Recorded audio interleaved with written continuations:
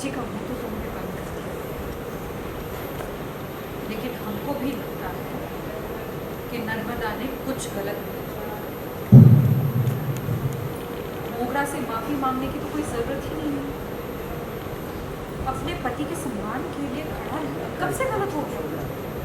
अच्छा, हमारी बात सबके सामने काट के तुम तो जैसे बड़ी हमारी इज्जत कर रही हो ना। चलिए वो पति के सम्मान बचाने पे ज्ञान देने। पति होने का हक तुमने उसी दिन खो दिया था जिस दिन तुमने हमारा मंगलसूत्र छीनने की कोशिश की।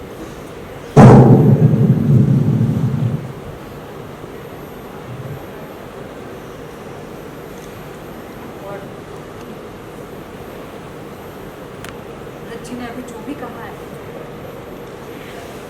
उस बात से तो हम भी सहमत हैं। आज ये जो चर्चा हो रही है ना दीदी, उससे एक बात तो साबित हो गई कि इस घर के दो हिस्से हो चुके हैं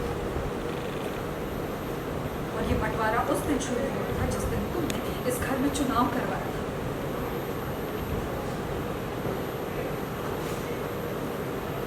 हमें लगता है रज्जी ने कुछ भी गलत नहीं कहा।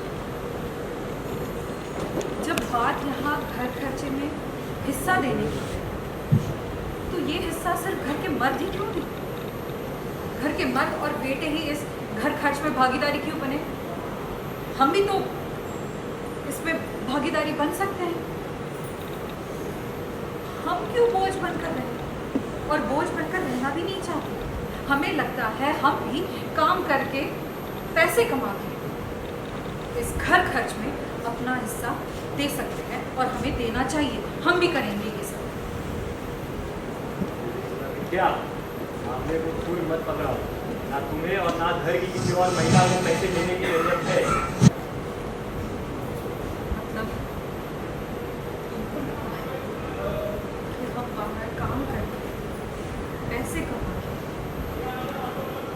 इस घर खर्च में हिस्सा नहीं दे सकते? हाँ, बाहर जाके काम करना और पैसे कमाना तुम्हारे बस की बात नहीं है। यही कह रहे हैं।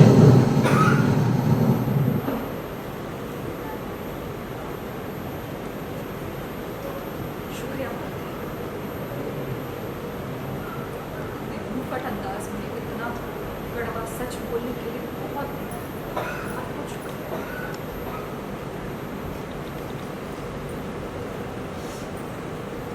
देखो वैसे तो हमें काम करने की जरूरत नहीं है। हम इस घर की मालकिन हैं, हमारे 3 जवान बेटे हैं। लेकिन अब सिर्फ और सिर्फ तुम्हें गलत साबित करने हम करके दिखाएंगे। क्या है ना महादेव, इतने सालों से तुम एक गलत फहमी में जीते आए हो कि तुम्हें लगता है कि हमेशा तुम सही होते हो। लेकिन अब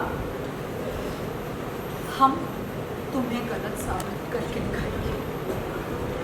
बाहर भी जाएंगे, काम भी करेंगे और पैसे भी कमा के दिखाएंगे।